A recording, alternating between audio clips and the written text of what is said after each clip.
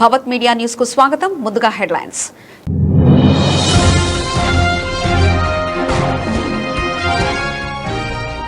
Israel ఒక దుర్మార్గమైన మానవాళికి శాపమైన దేశం. పాక్ మంత్రి సంచలన వ్యాఖ్యలు.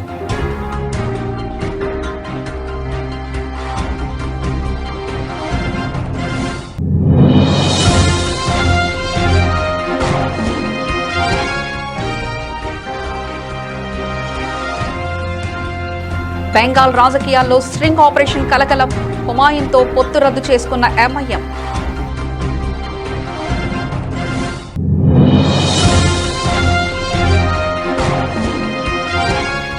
బీహార్ రాజకీయాల్లో కీలక పరిణామం. రాష్ట్ర ముఖ్యమంత్రి నితీష్ కుమార్ రాజ్యసభ సభ్యుడిగా ప్రమాణ స్వీకారం.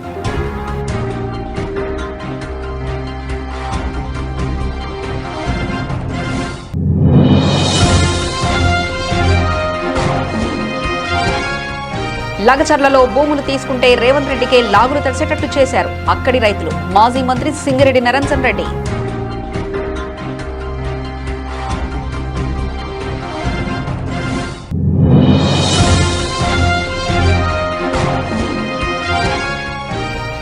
నారా చంద్రబాబు నాయుడు అధ్యక్షతన సచివాలయంలో రాష్ట్ర మంత్రివర్గ సమావేశం. పలు కీలక అంశాలపై చర్చించి ఆమోదముద్ర.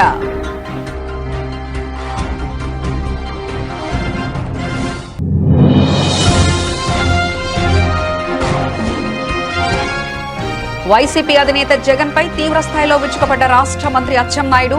వైఎస్ రాజశేఖర రెడ్డి మరణం వెనుక జగన్ హస్తం ఉందంటూ నమ్మాల్సి వస్తుందని సంచలన వ్యాఖ్యలు.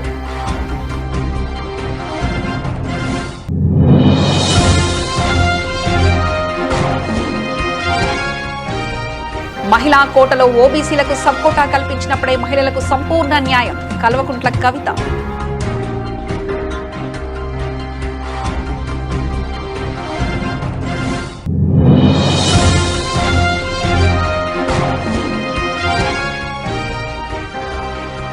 బీఆర్ఎస్ లో చేరాలని నిర్ణయించుకున్న కేటీఆర్ తో భేటీ అనంతరం జీవన్ రెడ్డి.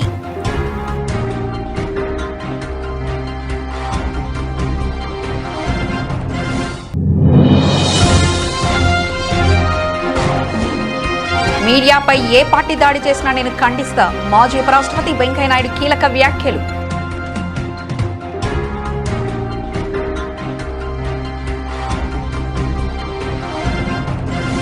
అమెరికా ఇరాన్ మధ్య కీలక శాంతి చర్చలకు ఆతిథ్యం ఇచ్చేందుకు సిద్ధమవుతున్న పాకిస్తాన్ కు ఊహించని దౌత్యపరమైన చిక్కు వచ్చింది. లెబనాన్లో ఇజ్రాయెల్ జాతి నిర్మూలనకు పాల్పడుతుందంటూ పాకిస్తాన్ రక్షణ మంత్రి ఖవాజా ఆసిఫ్ చేసిన తీవ్ర వ్యాఖ్యలు పెనుదుమారం రేపాయి. ఈ వ్యాఖ్యలపై ఇజ్రాయెల్ తీవ్రంగా స్పందించడంతో ఇరు దేశాల మధ్య మాటల యుద్ధం మొదలైంది. ఇస్లామాబాద్ లో అమెరికన్ ఇరాన్ చర్చలు జరగాల్సి ఉండగా ఖవాజా ఆసిఫ్ సోషల్ మీడియా వేదికగా ఇజ్రాయెల్ ను లక్ష్యంగా చేసుకున్నారు. ఇజ్రాయెల్ ఒక దుర్మార్గమైన మానవాళికి శాపమైన దేశం. పాలస్తీనా భూభాగంలో ఏర్పడిన ఈ క్యాన్సర్ లాంటి దేశాన్ని సృష్టించిన వారు నరకంలో కాలిపోవాలని ఆయన వ్యాఖ్యానించారు. గాజా, ఇరాన్ తర్వాత ఇప్పుడు లెబనాన్లో ఇజ్రాయెల్ రక్తపాతం సృష్టిస్తుందని ఆరోపించారు. ఆసిఫ్ వ్యాఖ్యలను ఇజ్రాయెల్ తీవ్రంగా ఖండించింది. ఇవి అత్యంత దారుణమైనవని, తమ దేశ వినాశాన్ని కోరేలా ఉన్నాయని ఇజ్రాయెల్ ప్రధానమంత్రి కార్యాలయం పేర్కొంది. శాంతి మధ్యవర్తిగా చెప్పుకుంటున్న దేశం నుంచి ఇలాంటి వ్యాఖ్యలను ఎంతమాత్రం సహించలేమని స్పష్టం చేసింది. ఇవి యాదు వ్యతిరేక వ్యాఖ్యలని, తమ దేశాన్ని నాశనం చేయాలని పిలుపునిస్తున్న ఉగ్రవాదుల నుంచి ఇజ్రాయెల్ తనను తాను రక్షించుకుంటుందని విదేశాంగ మంత్రి గిడియాన్ సర్ హెచ్చరించారు. అమెరికా ఇరాన్ మధ్య 2 వారాల కాల్పుల విరమణ ఒప్పందం కుదరడంతో పాకిస్తాన్ కీలక పాత్ర పోషించింది. ఇప్పుడు ఈ దౌత్యపరమైన వివాదం ఇస్లామాబాద్ మధ్య వర్తిత్వ ప్రయత్నాలకు పెద్ద అడ్డంకిగా మారింది. మరోవైపు హర్ముజ్ జలసంధిలో చమురు రవాణాకు ఇబ్బందులు తలెత్తడంతో అమెరికా ఇరాన్ కాల్పుల విరమణకు కూడా ప్రమాదంలో పడింది. ఒప్పందం ప్రకారం ఇరాన్ నడుచుకోవడం లేదని అమెరికా అధ్యక్షుడు డొనాల్డ్ ట్రంప్ ఆరోపించడం ఉద్రిక్తతలకు మరింతగా పెంచుతుంది. పశ్చిమ బెంగాల్ అసెంబ్లీ ఎన్నికల ముందు స్ట్రింగ్ ఆపరేషన్ వీడియో ఒకటి రాజకీయ ప్రకంపనలు సృష్టిస్తుంది. ఈ పరిణామంతో అసదుద్దీన్ ఓవైసీ నేతృత్వంలో ఎంఐఎం పార్టీ, తృణమూల్ కాంగ్రెస్ మాజీ నేత హుమాయూన్ కబీర్ స్థాపించిన అమ్ జనతా ఉన్నయన్ పార్టీ ఏజేయూపీతో పొత్తును రద్దు చేసుకుంటుంది. బెంగాల్లో ఇకపై ఒంటగానే పోటీ చేస్తామని స్పష్టం చేసింది. అధికార తృణమూల్ కాంగ్రెస్ టీఎంసీ పార్టీ ఓ స్ట్రింగ్ ఆపరేషన్ వీడియోను విడుదల చేసింది. అందులో హుమాయూన్ కబీర్ ముఖ్యమంత్రి మమతా బెనర్జీని ఓడించడానికి బీజేపీతో చేతులు కలిపినట్లుగా అంగీకరించారని టీఎంసీ ఆరోపించింది. ప్రధాని కార్యాలయంతో పీఎంఓ తాను టచ్లో ఉన్నారని, 100 కోట్ల ప్రణాళికల్లో భాగంగా ఇప్పటికే 200 కోట్లు అడ్వాన్స్గా అందుకున్నారని కబీర్ చెప్పినట్లు ఆ వీడియోలో ఉన్నట్లు టీఎంసీ పేర్కొంది. ముస్లింలను సులభంగా మోసం చేయవచ్చని ఆయన వ్యాఖ్యానించారని తెలిపింది. ఈ వ్యవహారంపై వ్యాఖ్యలపై ఎన్ఫోర్స్మెంట్ డైరెక్టర్ ఈడీ విచారణ జరపాలని టీఎంసీ డిమాండ్ చేసింది. అయితే ఈ ఆరోపణలు హుమాయూన్ కబీర్ తీవ్రంగా ఖండించారు. ఇది పూర్తిగా ఏఐ జనరేటెడ్ వీడియో అని, తన రాజకీయ ఎదుగుదలను చూసి ఓర్వలేక టీఎంసీ కుట్రకు పాల్పడిందని ఆరోపించారు. మమతా బెనర్జీ, అభిషేక్ బెనర్జీతో సహా పలువురు టీఎంసీ నేతలపై పరువు నష్టం దావా వేస్తామని హెచ్చరించారు. ఈ వివాదం నేపథ్యంలో ఎంఐఎం పార్టీ పొత్తును రద్దు చేసుకున్నట్లుగా ప్రకటించింది. ముస్లింల సమగ్రతను ప్రశ్నించే వ్యాఖ్యలతో మేము ఏకీభవించలేం. హుమాయూన్ పార్టీతో మా పొత్తును ఈ రోజు నుండి రద్దు చేసుకుంటున్నామని ఎక్స్ ట్విట్టర్ వేదికగా తెలిపింది. కాగా పశ్చిమ బెంగాల్లోని 294 అసెంబ్లీ స్థానాలకు ఏప్రిల్ 23, 29 తేదీల్లో 2 విడతల్లో ఎన్నికలు జరగనుండగా మే 4న ఫలితాలు వెలువడనున్నాయి.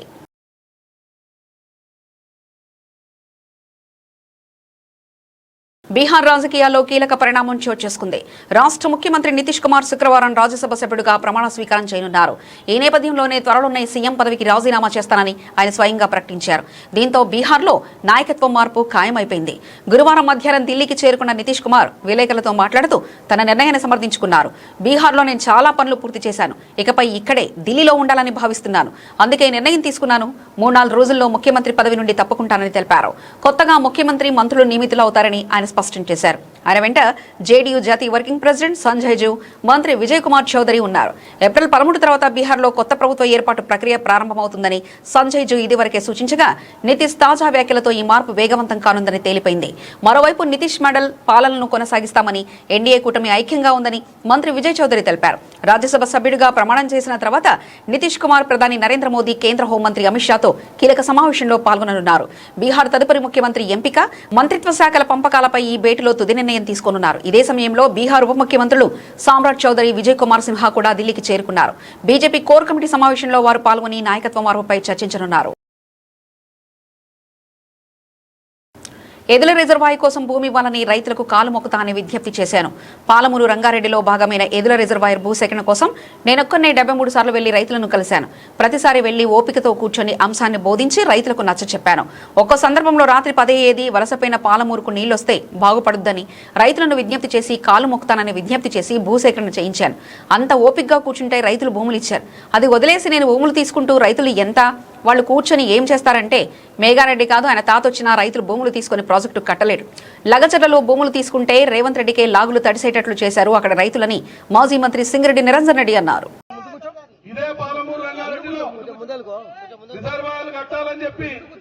ప్రాజెక్టుకు భూమి సేకరించాలని మేము పోయినప్పుడు నేను ఒక్కనే ఏదుల రిజర్వాయర్ ప్రాంతంలో ఉండేటువంటి రైతుల్ని కలవడానికే 73 సార్లు పర్యటన చేసిన ప్రాజెక్టు పూర్తయ్యే వరకు 73 సార్లు. ప్రతిసారి ఈ అంశాన్ని బోధించి వాళ్లకు వివరించి ఓపిక మీద కూర్చొని ఒక సందర్భంలో రాత్రి 10 గంటలకు ఇలా మషల్లా బతికే ఉన్నాడు, ఏదో శ్రీనివాస్ రెడ్డి బతికే ఉన్నాడు, వాళ్ళని అడగండి. రైతుల మీటింగ్ పెట్టి దీని యొక్క ప్రాధాన్యతను వివరించి గోసపోయినటువంటి పాలమూరు, వలసపోయినటువంటి పాలమూరు గుక్కెడు నీళ్ల కోసం తల్లాడినటువంటి మనం మరి ఎక్కడో చోట మునగకపోతే మనకి కరెంటు రాదు, ఎక్కడో చోట భూమి పోకపోతే మనకు బాట రాదు, ఎక్కడో చోట పోతే మనకు ప్రాజెక్టు రాదు, మీరు త్యాగం చేయాల్సిందే అని చెప్తే వాళ్ళు అంగీకరించడానికి సిద్ధమైనారు. కానీ కొన్ని రాజకీయ పార్టీల వాళ్ళు ఆందోళన చేపించి మీరు ఎక్కువ అడగండి, ఇది అడగండి, అది అడగండి వాళ్ళను పక్కదారి పట్టించే ప్రయత్నం చేసినా ప్రజలు వాళ్ళ మాట వినలే.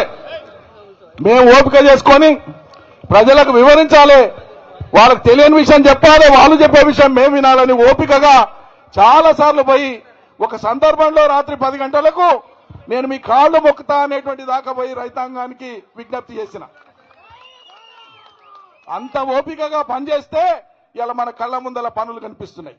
అది వదిలిపెట్టి మీరు ఏమైనా చేసుకోండి, మీరు బలిసి కూర్చున్నారు, మీరు కూర్చుంటే ఏమవుతుంది, మేము కట్టే తీరుతామని కూడా మాట్లాడితే నీవు కట్టలేవు, నీ తాత కట్టలేడు. లగచర్లలో ముఖ్యమంత్రి రైతుల భూముల్ని బలవంతంగా తీసుకుంటే అక్కడ ప్రభుత్వానికే లాగులను తడిసేటట్లు చేసిన రైతులు, నువ్వెంత ఈడ చేయనికే మేము ఊకుంటామా? రైతులు ఊకుంటారా? న్యాయసమ్మతమైతే ధైర్యం చేసి ప్రజలను 100% ఒప్పించండి. ఏడ ప్రాజెక్టు కట్టినా, ఎక్కడ కంపెనీ పెట్టినా, ఎక్కడ ఫ్యాక్టరీ పెట్టినా ప్రజాభిప్రాయ సేకరణ ఉంటుంది.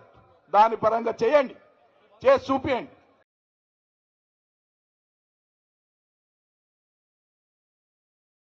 ఆంధ్రప్రదేశ్ ముఖ్యమంత్రి నారా చంద్రబాబు నాయుడు అధ్యక్షతన ఈ రోజు ఉదయం 10:30 సచివాలయంలో రాష్ట్ర మంత్రివర్గ సమావేశం జరగనుంది.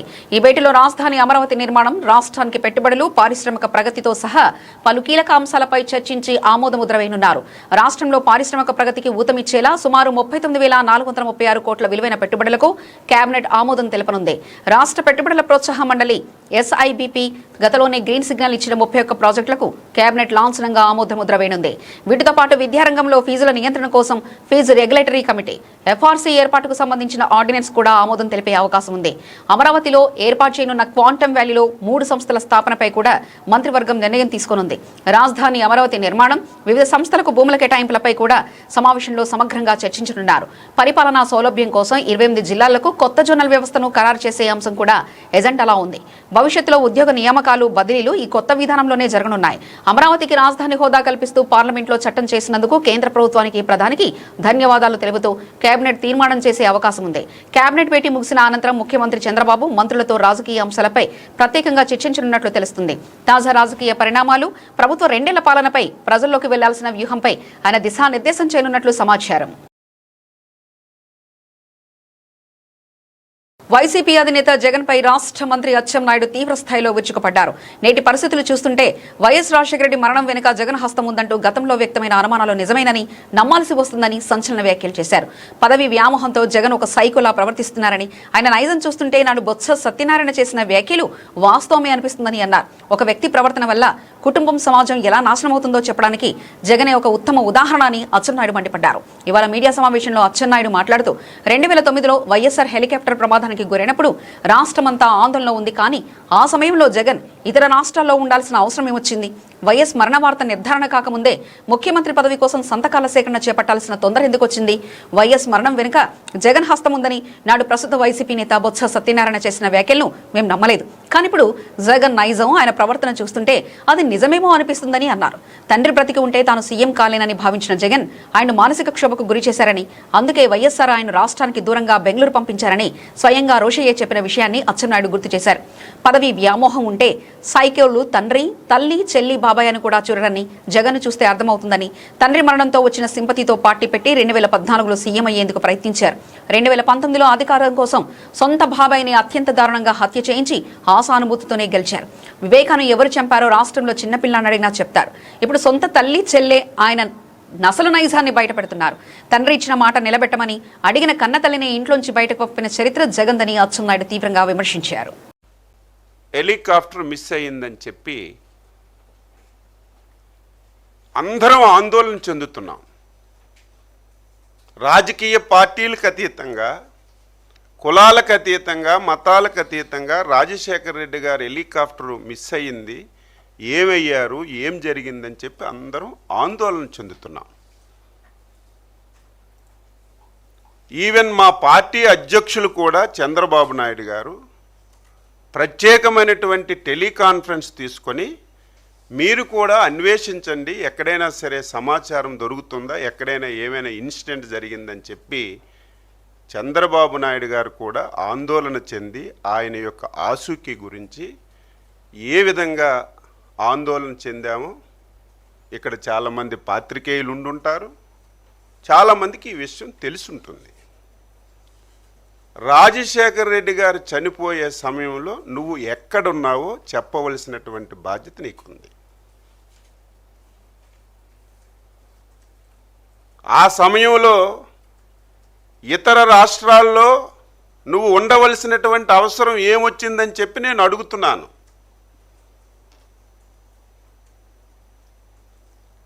ఆ సమయంలో పోలవరం టెండర్లు చనిపోయిన రోజునే 100 కోట్ల రూపాయలు టెండర్లు ఆన్లైన్లోకి ఎక్కించి టెండర్లు పిలిచినటువంటి పరిస్థితికి ఆన్సరు నువ్వు చెప్పవలసినటువంటి అవసరం ఉంది. దీనన్నింటికీ మించి అందరము ఆందోళన చెందుతుంటే ఏమయ్యారో ఆచోకీ మనకు తెలియటం లేదని చెప్పి ప్రతి ఒక్కరూ అదే ప్రయత్నంలో ఉంటే నువ్వు చేసిన పనేంటి? అప్పటికే నిర్ధారణ కాలేదు, మిస్ అయ్యారా, చనిపోయారా, ఏం జరిగిందో నిర్ధారణ కాలేదు. అంతకంటే ముందే నువ్వు ముఖ్యమంత్రి పదవి గురించి సంతకాలు సేకరణ చేసిన విషయం కూడా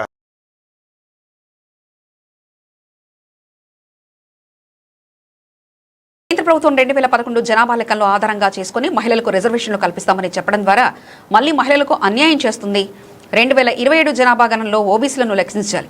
మహిళా కోటలో ఓబీసీలకు సబ్ కోటా కల్పించినప్పుడే మహిళలకు సంపూర్ణ న్యాయం జరుగుతుందని కల్వకుంట్ల కవిత అన్నారు. జై తెలంగాణ.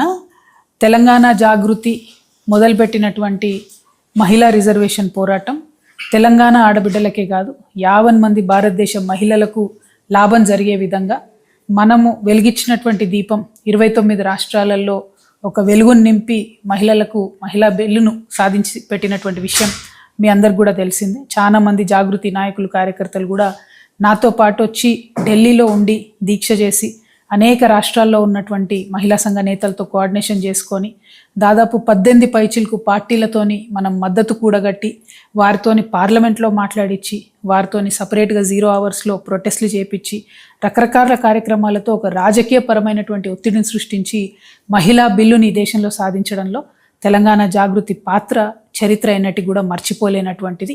మరి ఆనాడే చెప్పినాం, మహిళా బిల్లు పాస్ అయింది, కాకపోతే దాని లాభం ఒక పోస్ట్ డేటెడ్ చెక్ లాగా ఉంది, వెంటనే ఆ లాభం వచ్చేటట్టుగా కేంద్ర ప్రభుత్వం చర్యలు తీసుకుంటలేదని మేము ఆనాడే అభ్యంతరం చెప్పడం జరిగింది. ఒక పక్క సంబరాలు చేసుకుంటేనే ఇంకో పక్క ఇది ఇమీడియట్గా మహిళలకు లాభం చేకూర్చడం లేదు. 2, ఎవరైతే బీసీ ఆడబిడ్డలు ఉన్నారో వారికి కోటా రావడం లేదనే విషయాన్ని కూడా మేము అదే రోజు అభ్యంతరం పెట్టడం జరిగింది. అయినప్పటికీ కేంద్ర ప్రభుత్వం తనకున్నటువంటి బలంతోని పార్లమెంట్లో డీలిమిటేషన్ను, జనాభా లెక్కలను రెండింటిని మహిళా బిల్లుకి ముడిపెట్టి ఆనాడు బిల్ పాస్ చేసుకోవడం జరిగింది. కొత్త పార్లమెంటు బిల్డింగ్ వచ్చినప్పుడు కూడా మోదీ గారు మరి అందులో మహిళా బిల్లును ప్రవేశపెట్టి ఈ దేశ ఆడబిడ్డలందరికీ కూడా ఎంతో మేలు చేసామనే విధంగా ఒక PR స్టంట్ లాగా దాన్ని చేయడం జరిగింది. బట్ అల్టిమేట్లీ జరిగింది ఏంటి? పోయినటువంటి కేంద్రం ఎన్నికల్లో మహిళలకు రిజర్వేషన్ రాలేదు.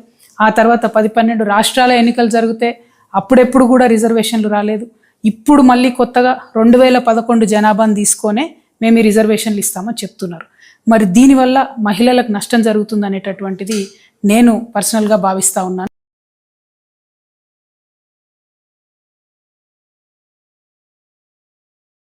తాను బీఆర్ఎస్ పార్టీలో చేరాలని నిర్ణయించుకున్నానని జగిత్యాల మాజీ ఎమ్మెల్యే ఇటీవల కాంగ్రెస్ పార్టీకి రాజీనామా చేసిన జీవన్ రెడ్డి ప్రకటించారు.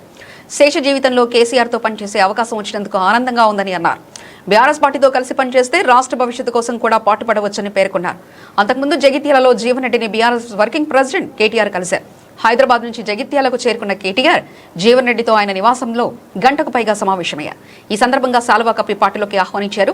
కేటీఆర్ వెంట ఎల్ రమణ, పాడి కౌశిక్ రెడ్డి, గంగుల కమలాకర్, కొప్పల ఈశ్వర్ తదితరులు ఉన్నారు. కాంగ్రెస్ పార్టీతో అనుబంధం తెచ్చుకున్నా కానీ ఇలా భారతీయ రాష్ట్ర సమితి లాంటి తెలంగాణ రాష్ట్ర ఏర్పాటు సాధన కొరకు ఉద్యమించినటువంటి ఒక నాయకుడు కేసీఆర్ గారి యొక్క నాయకత్వంలో పనిచేసేటువంటి అవకాశం నాకు లభిస్తున్నందుకు real I'm feelings today is most happiest day in my life. అంటే జీవితం అనేది ఎటు దారి తీసి ఏంటి మనం ఎవరు కూడా ఊహించమని చెప్పారు. ఉమ్మడి కరీంనగర్ జిల్లానే కాదు, తెలంగాణ రాష్ట్రం యావత్తులో కూడా జీవన్ రెడ్డి లాంటి ఒక నాయకుడు కాంగ్రెస్ పార్టీ నుండి దూరం అవుతారని చెప్పి ఎవరు కూడా ఊహించలేని చెప్పండి. దాని కారణాలు కూడా మీరు ఊహించి ఉంటారని చెప్పండి. గత 20 మాసాలకి నేను ఏదైతే అంటే ఎదుర్కొంటున్నటువంటి ఒక మానసిక క్షోభ, రాజకీయ పరిస్థితులు అన్ని కూడా తట్టుకొని నిలబడ్డని చెప్పండి. అయినప్పటికీ కూడా ఏదైతున్నదో ఇవాళ నేను తట్టుకొని నిలబడ్డా, కానీ రాష్ట్ర భవిష్యత్తు కూడా ప్రధానం అని చెప్పంటుంది. వీళ్ళ ఆనాడు ఏదైతే 2023 సాధారణ శాసనసభ ఎన్నికల్లో ఒక్కరికి ఏముంటుందంటే ఇంకా మెరుగైన పాలన కావాలి, ఇంకా మాకేదో భవిష్యత్తు కావాలనుకుంటాం. ఆనాడు ఏదైతే 10 సంవత్సరాల కేసీఆర్ పాలనలో తెలంగాణ సమాజానికి కల్పించినటువంటి యొక్క పరిష్కారాలు ఏదైతుందో, అభివృద్ధి ఉందో, ఇంకా మెరుగైన పాలన కావాలని చెప్పి కాంగ్రెస్ పార్టీ మరి మీరు పేర్కొనడం జరిగిందో దాన్ని ప్రజలు ఆకర్షితులైంది. కాంగ్రెస్ పార్టీకి అవకాశం కల్పించింది. కానీ రియల్లీ ఏదైతుందో నా అనుభవం చెప్పంటుంది.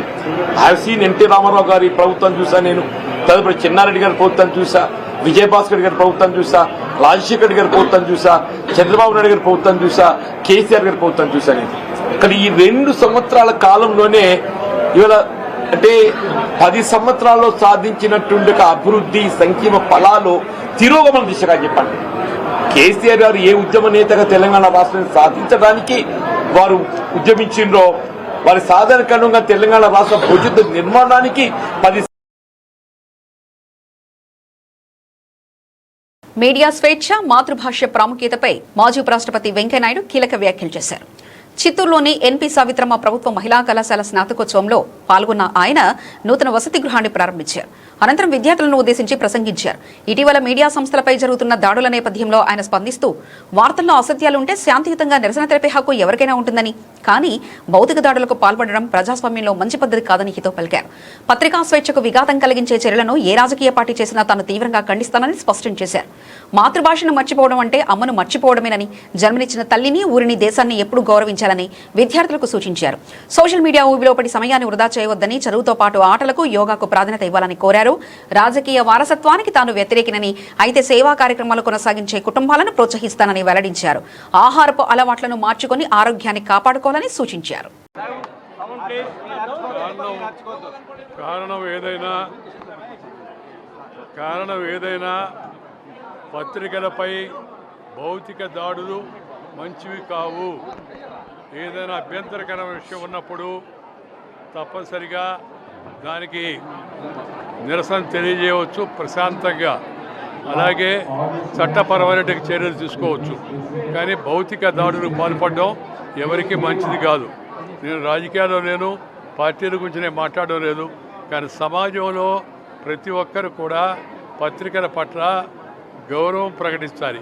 పత్రికల్లో ఏదన్నా అసత్యమైన వార్త వస్తే, లేదా ఏదన్నా మనల్ని అవమానపరిచే వ్యాఖ్యలు వచ్చినప్పుడు వాటిని తప్పనిసరిగా ఖండించే అధికారం మనకి ప్రజాస్వామ్యంలో ఉంది. ఖండించడం శాంతియుతంగా, నిరసన శాంతియుతంగా ఉండాలే కానీ భౌతిక దాడులకు పాల్పడే ప్రయత్నం ఎవరు కూడా చేయవద్దని చెప్పని నేను కోరుతున్నాను. పిల్లలకు సోషల్ మీడియా దుష్ప్రభావాల నుంచి కాపాడేందుకు ఆంధ్రప్రదేశ్ ప్రభుత్వం కీలక నిర్ణయం తీసుకుంది. 13 ఏళ్లలోపు చిన్నారులను సోషల్ మీడియాకు పూర్తిగా దూరంగా ఉంచేందుకు వీలుగా ఒక ముసాయిదా చట్టాన్ని సిద్ధం చేయాలని ఐటీ శాఖ మంత్రి నారా లోకేష్ అధికారులను ఆదేశించారు. ఉండవల్లిలో మంత్రుల బృందం, ఉన్నతాధికారులు, మేటా, యూట్యూబ్ వంటి ప్రముఖ సోషల్ మీడియా సంస్థల ప్రతినిధులతో ఉన్నత స్థాయి సమావేశం నిర్వహించారు. ఈ సమావేశంలో మంత్రి లోకేష్ మాట్లాడుతూ పిల్లల్లో సృజనాత్మకత దెబ్బతినకుండా వారిని కాపాడుకోవాల్సిన బాధ్యత ప్రభుత్వంపై ఉందన్నారు. 13 ఏళ్ల నుంచి 16 లోపు పిల్లలకు వారి వయసుకు తగిన కంటెంట్ను మాత్రమే అందుబాటులో ఉంచేలా విధి విధానాలు రూపొందించాలని సూచించారు. సోషల్ మీడియా వేదికగా మహిళల పట్ల అవమానకరమైన, విద్వేషపూరిత వ్యాఖ్యలు చేసే వారిపై కఠిన చర్యలు తప్పవని హెచ్చరించారు. పిల్లల డిజిటల్ భద్రతకు సంబంధించి ఆస్ట్రేలియా, సింగపూర్ వంటి దేశాల్లో అమలవుతున్న ఉత్తమ విధానాలను అధ్యయనం చేయాలని అధికారులకు లోకేష్ సూచించారు. వయసు నిర్ధారణ కోసం డిజిటల్ లాకర్తో పాటు అనుసంధానించిన ఏజ్ టోకెన్ విధానంపై దృష్టి సారించాలని తెలిపారు. సోషల్ మీడియా ప్రభావంపై రాష్ట్ర వ్యాప్తంగా విస్తృతంగా అవగాహన కల్పిస్తామన్నారు. పాఠశాలలో నో బ్యాగ్ డే రోజున విద్యార్థులకు, పీటీఎం సమావేశంలో తల్లిదండ్రులకు దీనిపై అవగాహన కల్పిస్తామని వివరించారు. ఈ సమావేశంలో పాల్గొన్న సోషల్ మీడియా సంస్థల ప్రతినిధులు సున్నితమైన కంటెంట్ ను పిల్లలకు దూరంగా ఉంచేందుకు తాము తీసుకుంటున్న చర్యలను వివరించారు. ఆంధ్రప్రదేశ్ ప్రభుత్వం చేపట్టిన ఈ కార్యాచరణకు తమ పూర్తి సహకారం అందిస్తామని హామీ ఇచ్చారు. ఈ సమావేశంలో మంత్రులు వంగలపూడి అనిత, నాదెండ్ల మనోహర్, సత్యకుమార్ యాదవ్, పలువురు ఉన్నతాధికారులు పాల్గొన్నారు. గురువారం నాటి నష్టాలకు తెరదించుతూ దేశీయ స్టాక్ మార్కెట్ శుక్రవారం భారీ లాభాలతో ప్రారంభమైంది.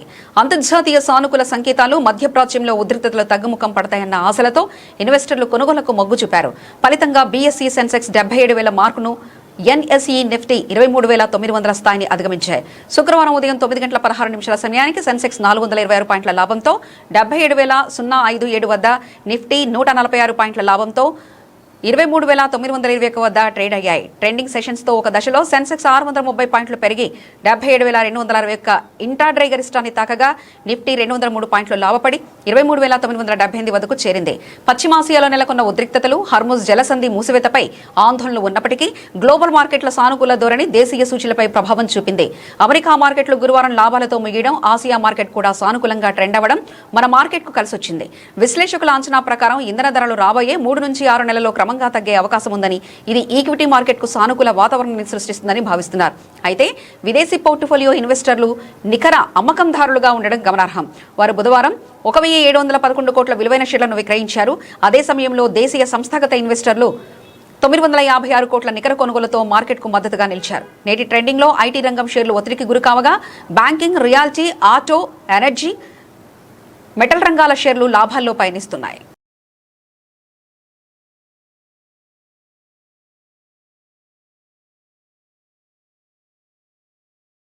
ఐపీఎల్ 2026లో లక్నో సూపర్ జైంట్స్ ఎల్ఎస్జీ జట్టులో ఒక కొత్త సంచలనం వెలుగులోకి వచ్చింది. కోలకత్తా నైట్ రైడర్స్ తో కేకేఆర్ జరిగిన ఉత్కంఠభరిత మ్యాచ్ లో యువ బ్యాటర్ ముకుల్ చౌదరి అద్భుత ప్రదర్శనతో జట్టుకు చిరస్మరణీయంగా విజయాన్ని అందించారు. ఈడెన్ గార్డెన్స్ లో జరిగిన ఈ మ్యాచ్ లో కేకేఆర్ నిర్దేశించిన 181 పరుగుల లక్ష్యాన్ని ఛేదించే క్రమంలో ముకుల్ కేవలం 27 బంతుల్లో 54 పరుగులు చేసి అజేయంగా నిలిచారు. అతని మెరుపు ఇన్సింగ్లతో లక్నోను విజయ తీరాలకు చేర్చింది. మ్యాచ్ ముగిసిన తర్వాత జట్టు యజమాని సంజీవ్ గోయంకా మైదానంలోకి వచ్చి ముకుల్ చౌదరిని ప్రత్యేకంగా అభినందించిన దృశ్యం అందరినీ ఆకట్టుకుంది. ఒక తండ్రి తన కొడుకు విజయాన్ని చూసి మురిసిపోయినట్లుగా గోయాంకా ముకుల్ ప్రదర్శనను మెచ్చుకుంటూ అతనితో సుదీర్ఘంగా మాట్లాడారు. ఈ వీడియో సోషల్ మీడియాలో వైరల్ గా మారింది.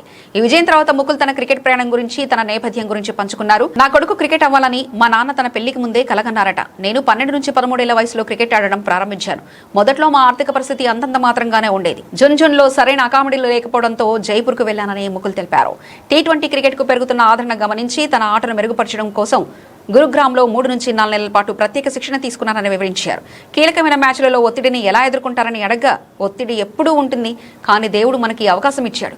నేను దాన్ని ఒత్తిడిలా కాకుండా ఒక అవకాశంగా చూస్తాను. చివరి వరకు క్రీజులో నిలబడితే జట్టును గెలిపించుకోవాలని నమ్మాను. ఒక్క బంతి నా జోన్లోకి వస్తే చాలు, సిక్సర్ కొట్టి మ్యాచ్ ముగించవచ్చని నాకు తెలుసని ముకుల్ ధీమా వ్యక్తం చేశారు. చిన్నప్పటి నుంచి నేను హిట్టింగ్ చేస్తూనే ఉన్నానని తెలిపారు. బంతి నా ఏరియాలోకి వస్తే దాన్ని పని పట్టేస్తాను అంటూ తన సహజమైన పవర్ హిట్టింగ్ సామర్థ్యం గురించి వివరించాడు. ప్రముఖ గాయని మంగ్లీ తన అభిమాని పట్ల చూపిన ఆదరణ సోషల్ మీడియాలో అందరి మనసుల్ని గెలుచుకుంది. తన మీద అభిమానంతో ఓ ఆటో డ్రైవర్ తన ఆటోకు మంగ్లీ ఎక్స్ప్రెస్ అని పేరు పెట్టుకోవడం చూసి ఆమె చలించిపోయారు. స్వయంగా నరడోడిపై కారు ఆపి మరీ అతన్ని కలిసి సెల్ఫీ దిగి సర్ప్రైజ్ చేశారు. ఇందుకు సంబంధించిన వీడియో ఇప్పుడు నెట్టింట వైరల్ అవుతుంది. తాజాగా ప్రయాణిస్తుండగా ఒక ఆటో వెనుక మంగ్లీ ఎక్స్ప్రెస్ అని రాసి ఉండడాన్ని మంగ్లీ గమనించారు. వెంటనే తన కారును ఆపి ఆ ఆటో డ్రైవర్ని ఆప్యాయంగా పలకరించారు. ఆయనతో కలిసి సెల్ఫీ దిగి ఆ వీడియోను సోషల్ మీడియాలో పంచుకున్నారు. ఈ సందర్భంగా ఆమె ఒక భావోద్వేగ పోస్ట్ పెట్టారు. ఈ రోజు నా మనసు కదిలిపోయింది. ఒక అద్భుతమైన అభిమాని తన ఆటో మీద నా పేరును మంగ్లీ ఎక్స్ప్రెస్ అని రాసుకున్నారు. అదొక చిన్న విషయమే అయినా దాని విలువ మాత్రం నాకు ఎంతో ఎక్కువ. ఆయనకు నా హృదయపూర్వక ధన్యవాదాలు. ఆటో వాళ్ళ అన్న చూపిన ఈ ప్రేమే నాకు ప్రతి అడుగులోనూ ప్రేరణ అని మంగ్లీ పేర్కొన్నారు. ఆమె సింప్లిసిటీని, అభిమానుల పట్ల చూపిస్తున్న గౌరవాన్ని నెటిజన్లు ప్రశంసిస్తున్నారు. బులెటిన్ ముగించే ముందు హెడ్లైన్స్ మరోసారి చూద్దాం.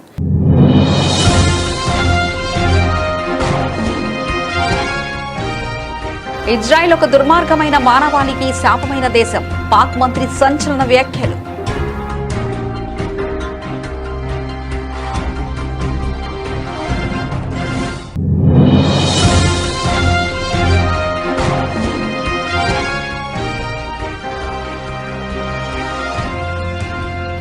బెంగాల్ రాజకీయాల్లో స్ట్రింగ్ ఆపరేషన్ కలకలం. హుమాయూన్తో పొత్తు రద్దు చేసుకున్న ఎంఐఎం.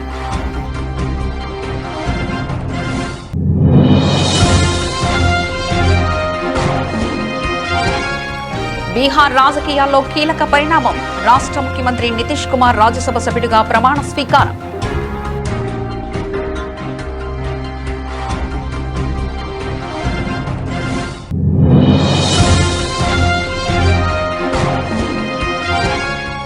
లగచర్లలో భూములు తీసుకుంటే రేవంత్ రెడ్డికే లాగులు తెరిచేటట్టు చేశారు అక్కడి రైతులు. మాజీ మంత్రి సింగిరెడ్డి నిరంజన్ రెడ్డి.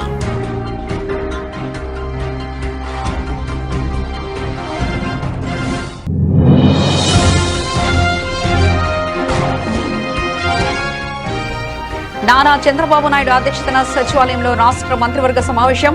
పలు కీలక అంశాలపై చర్చించి ఆమోదముద్ర.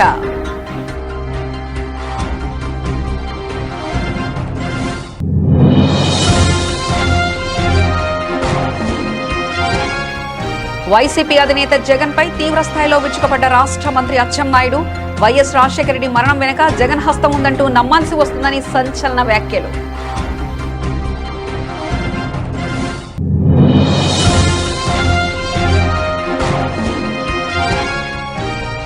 మహిళా కోటలో ఓబీసీలకు సబ్ కోటా కల్పించినప్పుడే మహిళలకు సంపూర్ణ న్యాయం. కల్వకుంట్ల కవిత.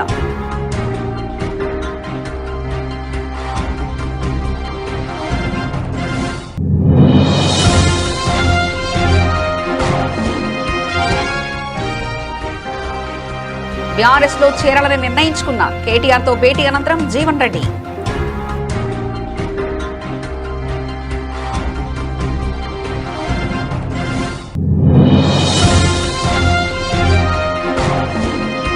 మీడియాపై ఏ పార్టీ దాడి చేసినా నేను ఖండిస్తా. మాజీ ఉపరాష్ట్రపతి వెంకయ్యనాయుడు కీలక వ్యాఖ్యలు.